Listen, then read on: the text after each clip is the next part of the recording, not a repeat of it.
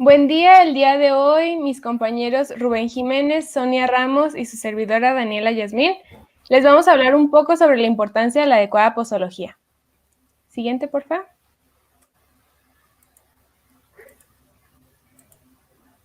Para empezar, abarcaremos aspectos desde lo general o particular, como qué es la posología, sus ventajas, desventajas y cómo es que podemos aplicarla de la manera correcta. Empezamos definiendo qué es la posología. Es la rama de la farmacología que estudia el intervalo de tiempo y la cantidad en la que se deben de administrar los medicamentos. Esto con la finalidad de poder obtener el resultado terapéutico deseado. Ello implica compromiso por parte del paciente, así como del profesional de la salud, que más adelante les estaremos explicando de manera puntual. Siguiente, por favor. El cumplimiento terapéutico es uno de los papeles importantes dentro de la posología, así como la adherencia terapéutica, pero vamos a definir cada uno de ellos. El cumplimiento terapéutico se centra en la medida en la que el paciente cumple con las recomendaciones prescritas por parte del médico sobre el tratamiento terapéutico, siguiendo la dosis, la frecuencia y la administración del medicamento.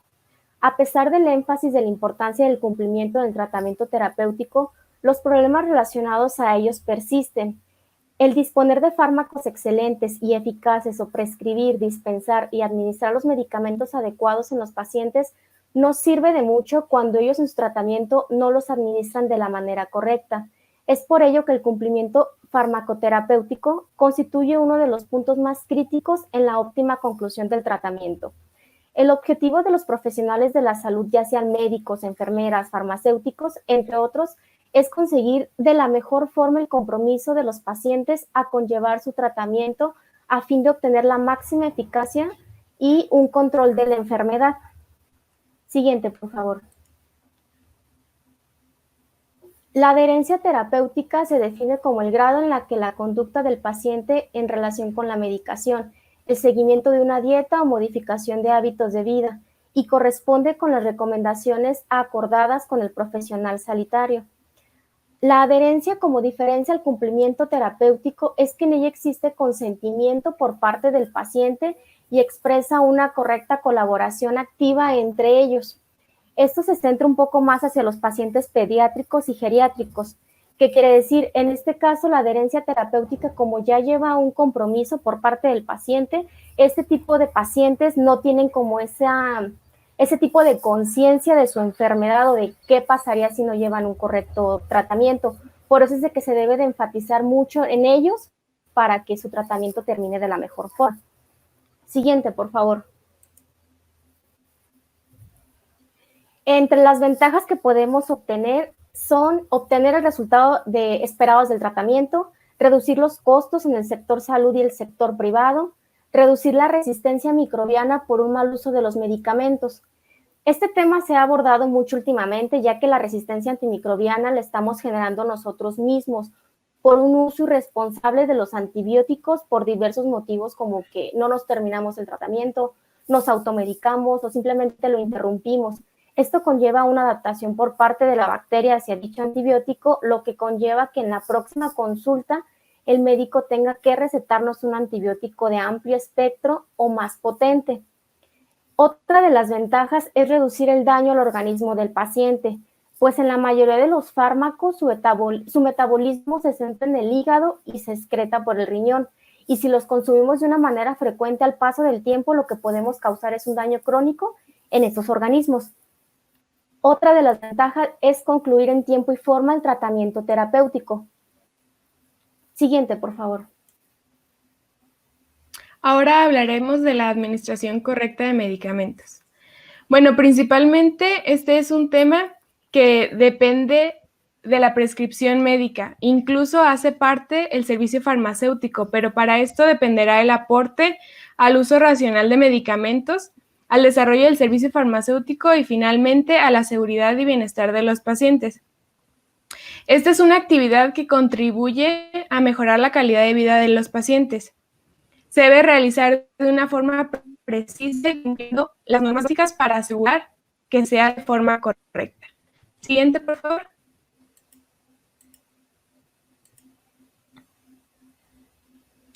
Para esto existen los llamados 10 correctos. Estos son un conjunto de acciones para garantizar la seguridad al administrar un medicamento. Se van a dividir en dos partes. Los primeros 5 que mencionaremos son los relacionados con la preparación del medicamento. Como punto número 1, tenemos el medicamento correcto. Debemos de leer detenidamente y de forma correcta la etiqueta del medicamento. No confiarnos con la apariencia de los frascos, ya que a veces encontramos frascos que son ambos de color ámbar, ambos con etiqueta blanca.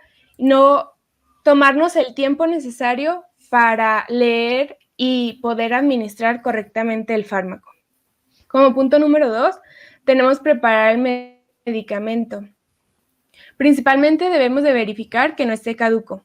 Si se necesita hacer una dilución de este mismo, necesitamos verificar que el suero que con el que se va a realizar esté en óptimas condiciones para poder y así comprobar la estabilidad del compuesto. Como punto número 3, hablamos de una dosis correcta. Debemos de analizar cuidadosamente cuál es la dosis que se va a administrar, cuál es la dosis que está indicada en la prescripción para evitar causarle un daño a nuestro paciente. Como punto número 4, tenemos la vía correcta. Antes de administrarlo, debemos de asegurar cuál fue la vía pautada para su administración. Suele suceder que hay confusiones, como por ejemplo que sea por vía intravenosa, que se administre por vía intravenosa cuando estaba indicado administrarse por vía oral. Entonces, debemos de tener mucho cuidado en cuál es la vía que estuvo prescrita. Como punto 5, tenemos la hora correcta. Es necesario que sigamos la hora establecida para la administración, para poder lograr con esto que los niveles plasmáticos se mantengan en el rango terapéutico. Siguiente, porfa.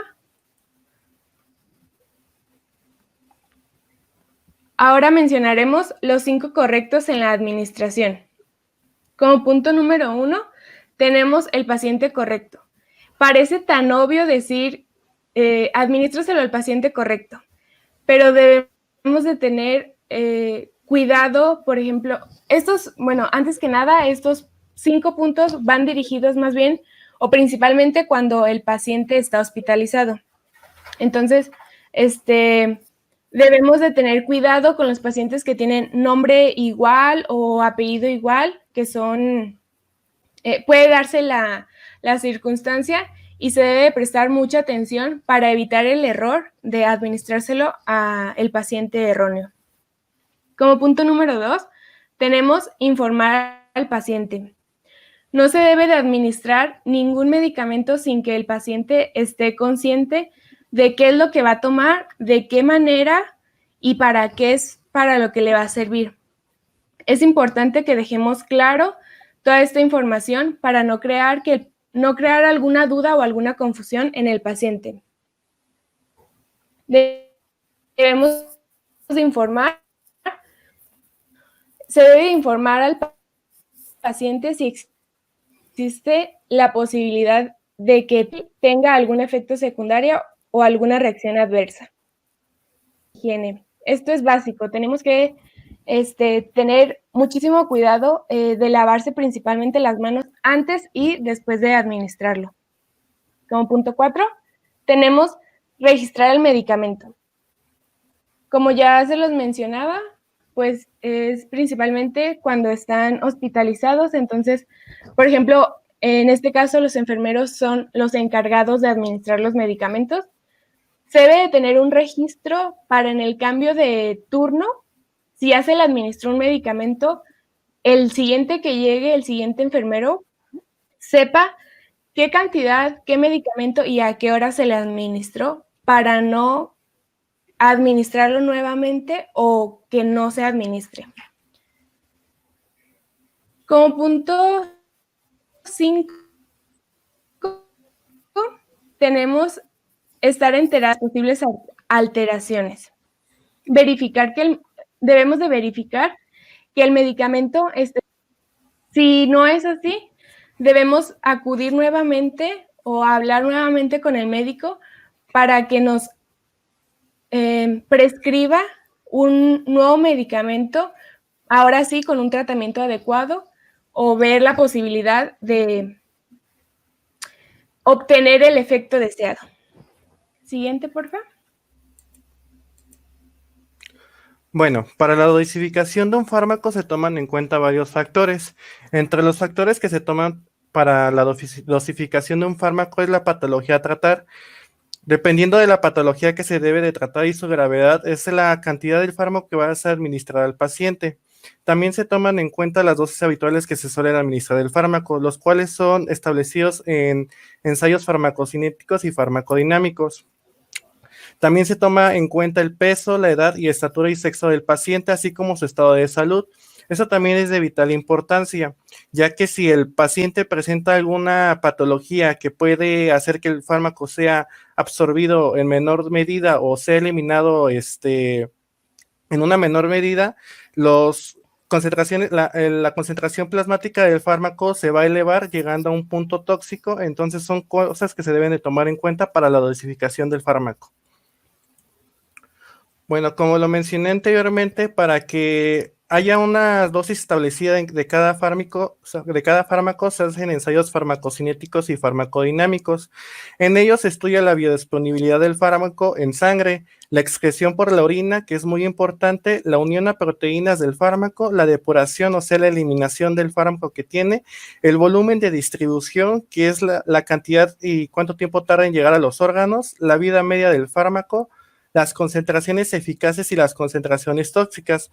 Esto es de vital importancia porque si no se estudia este tipo de cosas, puede que si se administra más del fármaco llegue a un punto en el que sea tóxico, o si se administra menos de la cantidad requerida, no llegue a dentro del rango terapéutico.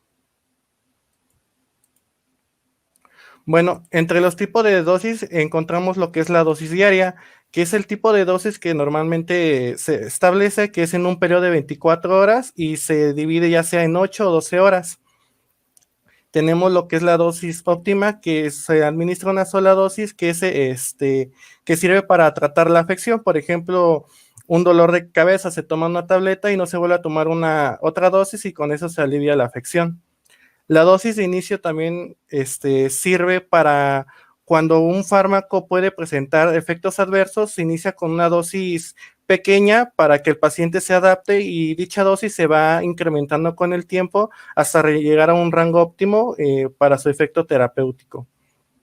La dosis máxima hace referencia a la cantidad exacta de un fármaco que debe administrarse para que tenga un efecto terapéutico y evitar que aparezcan los síntomas de intoxicación.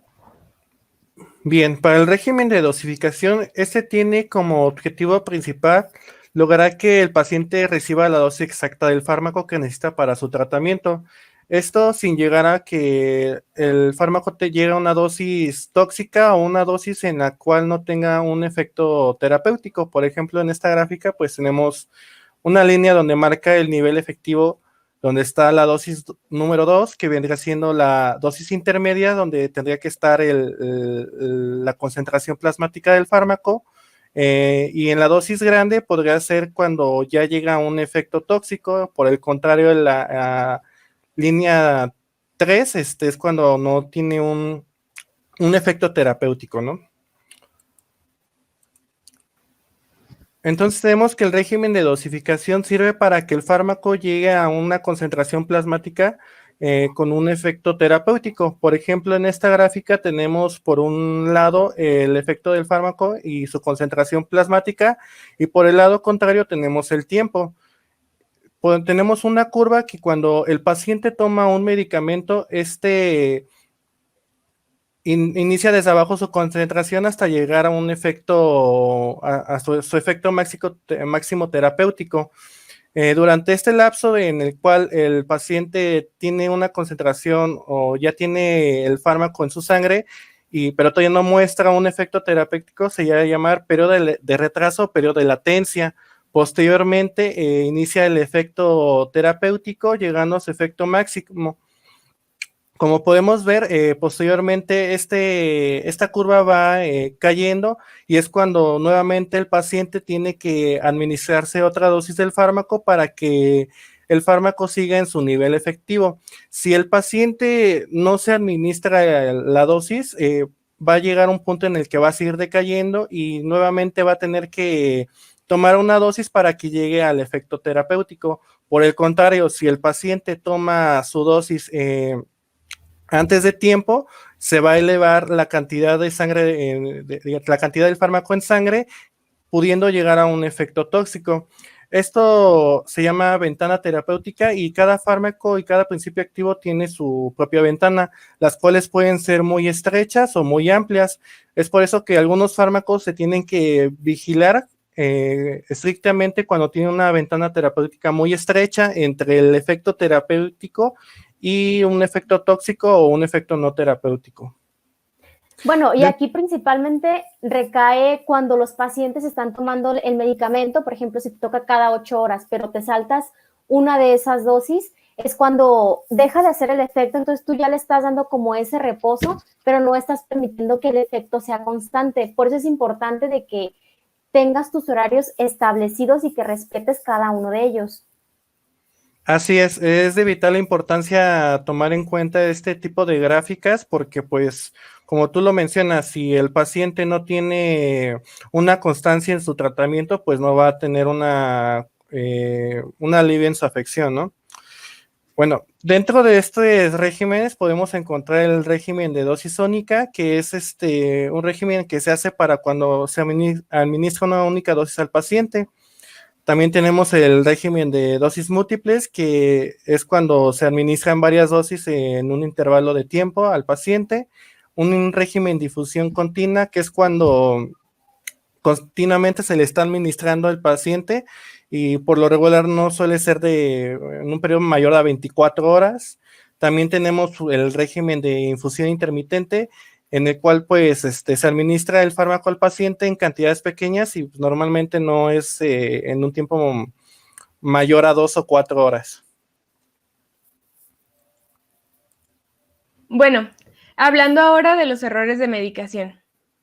¿Le puedes dar, por favor? Primeramente, en 1998, el Consejo Nacional de Coordinación para la Notificación y Prevención de Errores de Medicación definió el error de medicación como cualquier incidente prevenible que puede causar daño al paciente o dé lugar a utilización inapropiada de los medicamentos, mientras la medicación está bajo control del personal sanitario, paciente o consumidor. Bueno, cabe mencionar que los errores de medicación no son solo cometidos por el paciente, estos pueden ser cometidos aparte del paciente por cualquier personal de la salud.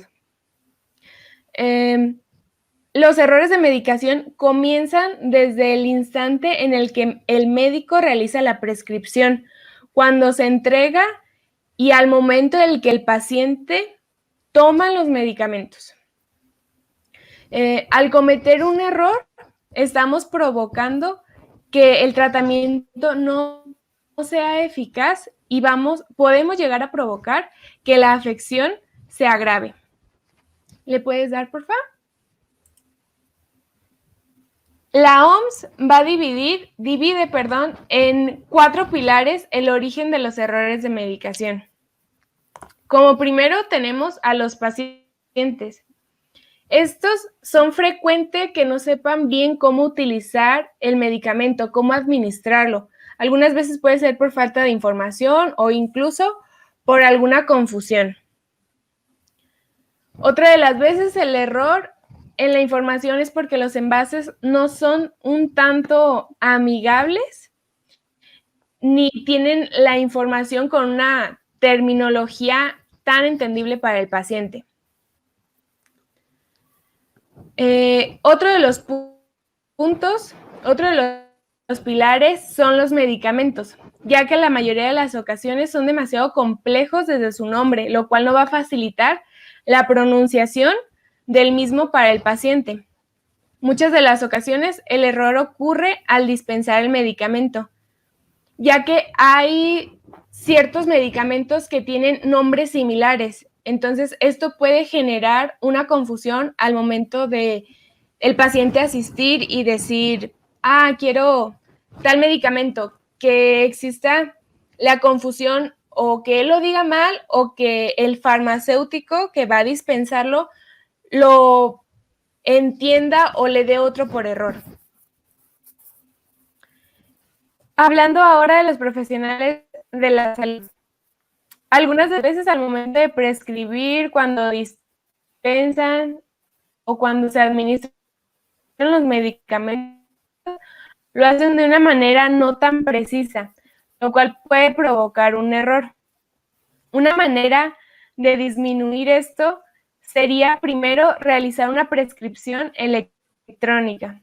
Esto permitirá, primeramente, tener acceso a medicamentos o principios activos que ya están preestablecidos en diferentes casos, por lo que con esto se va a lograr mejorar la atención de cada paciente.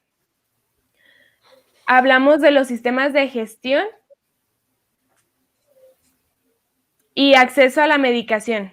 Aquí hablamos de las farmacias. Estas deben de estar habilitadas con personal capacitado. Debe de contar cada una de las farmacias con el formulario terapéutico de medicamentos. Debe de, junto con esto, pues, un comité de terapéutica que asesore sobre el uso racional de los medicamentos. Bueno, aquí como lo menciona esta Dani, es importante hacer énfasis en que es responsabilidad tanto del paciente como del profesional. En este caso, si tú como paciente no te queda claro qué te está prescribiendo el médico o la vía de administración, como puede ser oral, parenteral, etcétera, pero tú no preguntas, él da por hecho de que tú ya lo conoces. Entonces, en el segundo filtro es cuando tú vas a surtir tu receta.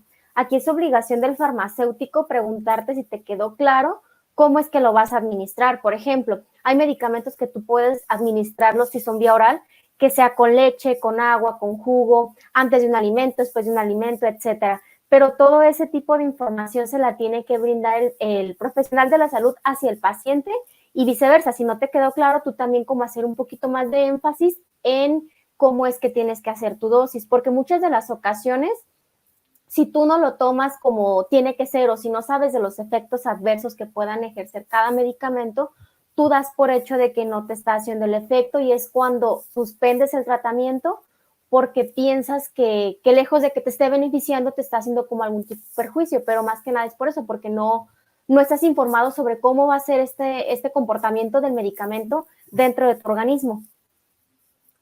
Claro, pues es de vital importancia que haya una buena comunicación entre el paciente y el médico, ¿no? Por eso, como lo mencionaba también Dani, se está ya dejando atrás el hacer recetas por escrito y se está haciendo de manera electrónica, ¿no? Porque pues también es muy común que antes al momento de que se hacía la receta por parte del médico, pues no se le entendía bien el nombre del fármaco, por cuánto tiempo se iba a administrar y la cantidad de dosis, ¿no? Entonces el paciente al tener una receta médica con pues una letra poco legible, pues no entendía bien en qué momento se tenía que estar administrando y qué cantidad, ¿no? Y también esto puede llegar a afectar tanto al farmacéutico, ¿no? Porque al momento de que le llega la receta y no entiende bien el fármaco que se le está requiriendo o lo confunde con algún otro, pues se puede dar el caso de que le dé el medicamento incorrecto al paciente. De acuerdo. Sí, con esto se busca, pues principalmente disminuir desde este punto que exista un error, o sea, buscar siempre que el farmacéutico haga bien su trabajo, que el médico tome la elección de prescribir de manera electrónica para poder disminuir un poco los errores de la medicación. Aquí abordando un poquito ya sobre los tipos de errores, solamente como resumiendo, lo que acaba de mencionar Dani son los errores en la medicación, que son los que están dentro de un tratamiento terapéutico. Si están fuera de ese tratamiento terapéutico, como por ejemplo una automedicación, ahí ya no entra como un error de medicación, sino que se clasifica dentro de los tipos de errores, que es lo que vamos a ver. Estos tipos de errores se pueden relacionar directamente con el paciente, con el fármaco, con el profesional de la salud, incluso con el coste del medicamento. Siguiente, por favor.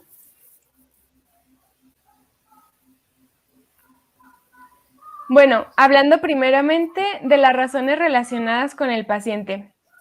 Aquí existen diferentes factores como la edad, la cultura, el nivel de educación, así como la personalidad.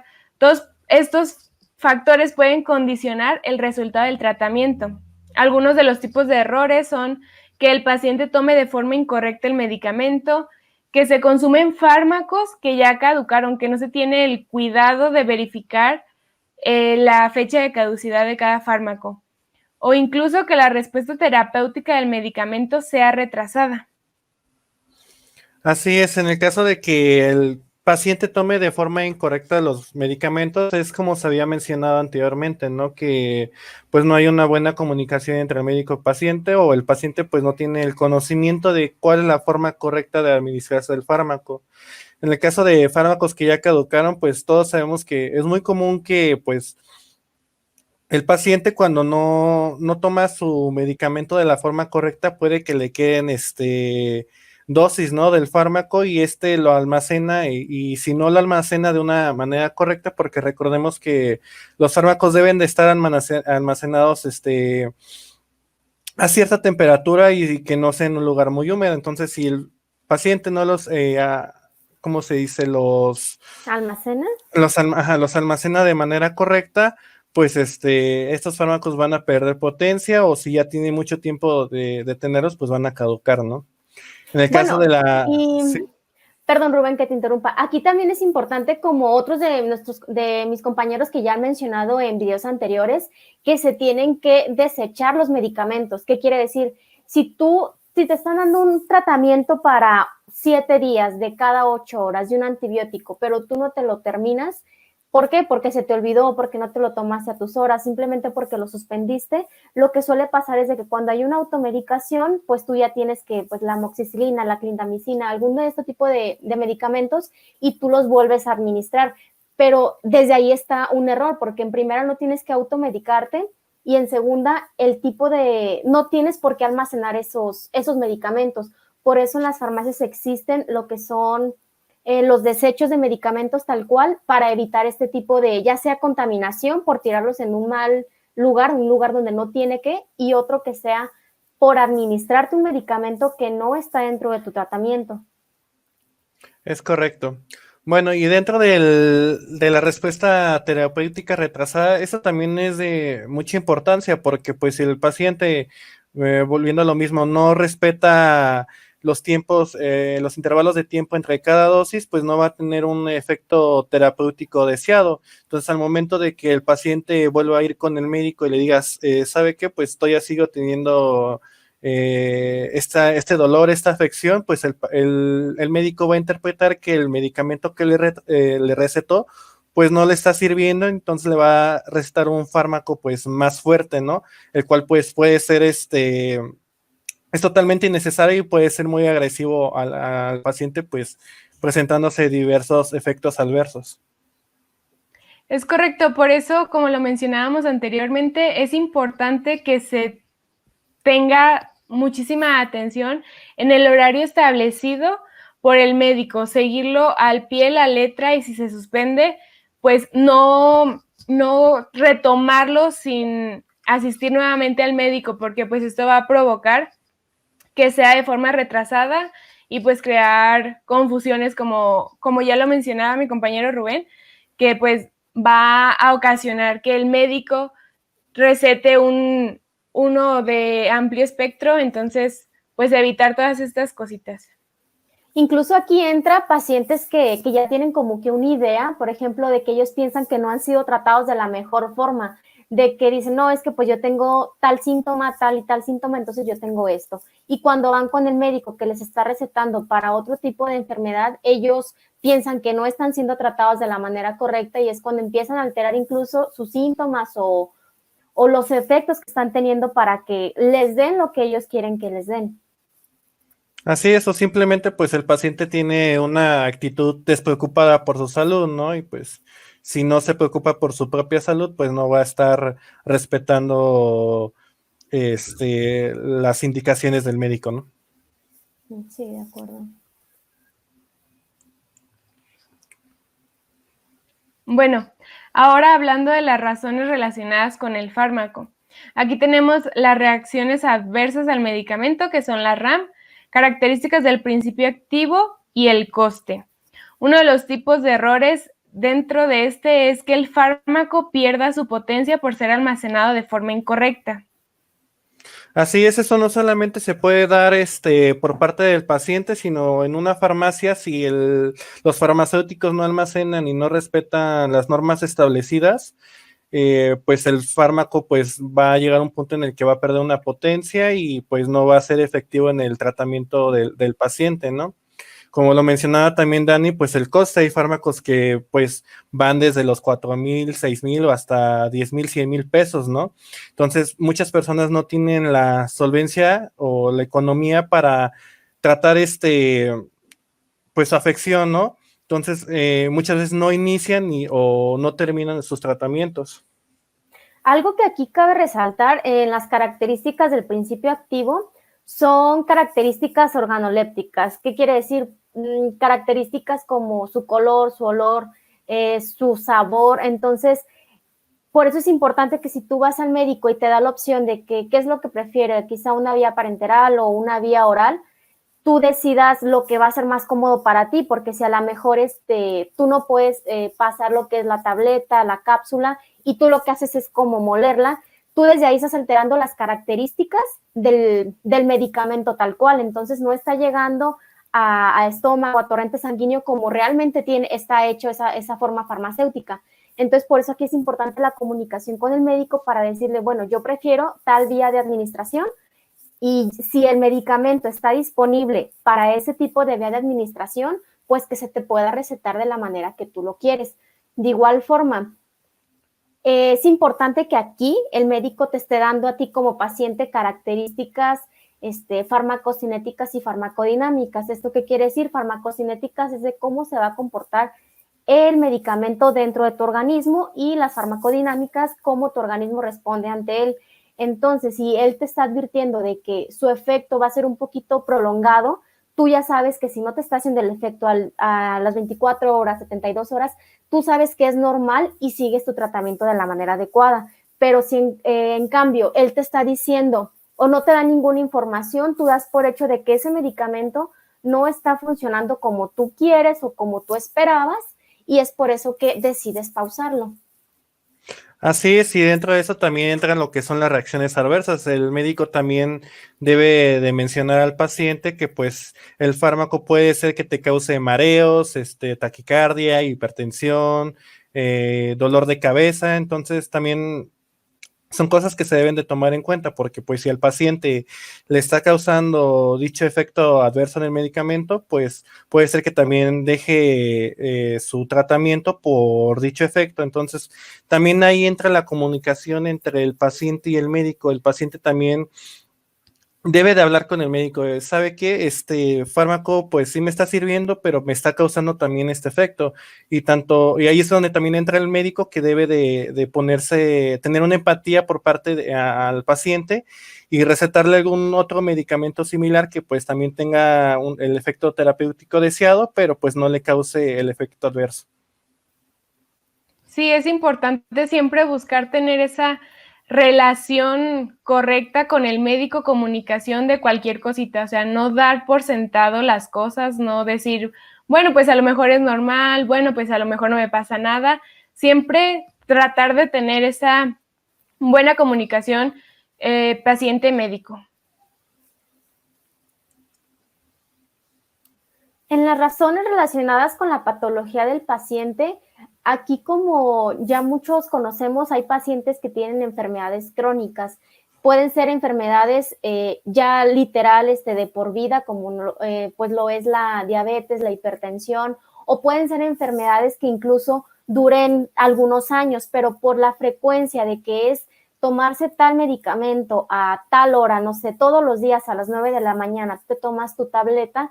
Entonces, si esto lo haces día tras día, llega el punto en el que para ese tipo de pacientes se les hace cansado, incluso se les puede hacer como un poquito hasta depresivo, que es cuando deciden, ay, ¿sabes qué? Yo ya me cansé, ya lo suspendo por un tiempo, o simplemente abandonan el tratamiento y ya muchas de las veces lo retoman, muchas de las veces no. Es por eso que aquí recae del 50% al 60% que sí lo concluyen, y pues el resto es en donde caen este tipo de pacientes.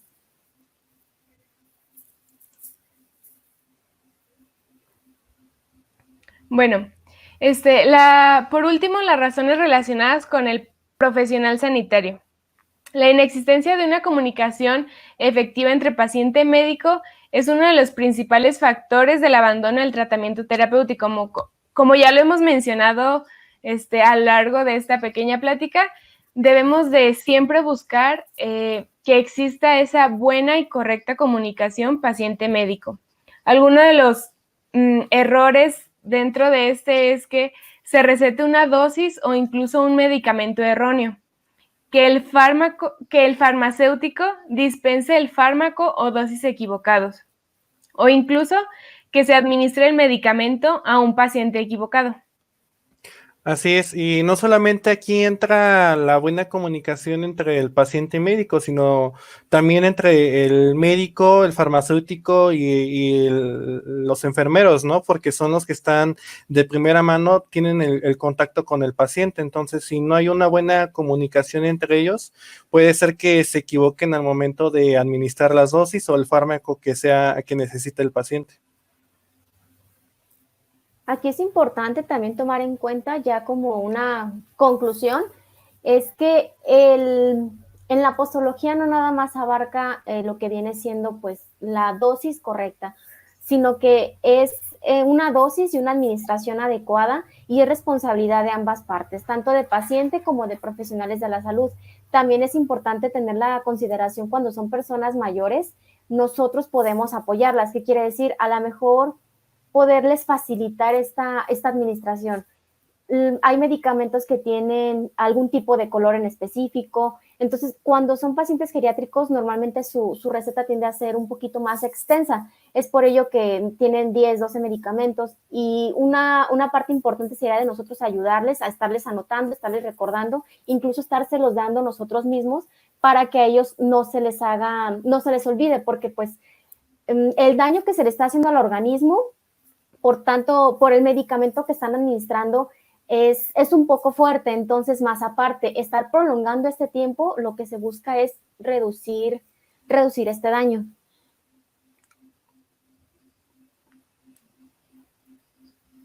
Sí, es muy importante que conozcamos un poquito sobre qué es la posología, o sea, que va de la mano, no es solamente cuestión del médico, del farmacéutico, del paciente, todo está entrelazado. Entonces, es importante que mantengamos, no nos automediquemos, que sigamos al pie de la letra nuestros tratamientos para poder lograr el efecto deseado y no provocarnos un daño a nosotros mismos, o incluso pues ya lo tan mencionado, la resistencia antimicrobiana, por ejemplo. Entonces, sí es muy importante que tomemos mucho cuidado en cómo se administran correctamente los medicamentos.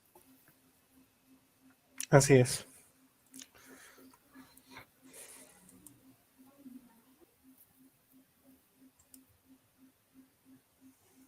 Bueno, pues por nuestra parte ha sido todo. Esperamos que el tema haya sido de su agrado, que no haya sido tedioso, que les quede algo. Si tienen alguna otra duda, pueden dejárnosla aquí en los comentarios y estaremos respondiéndola.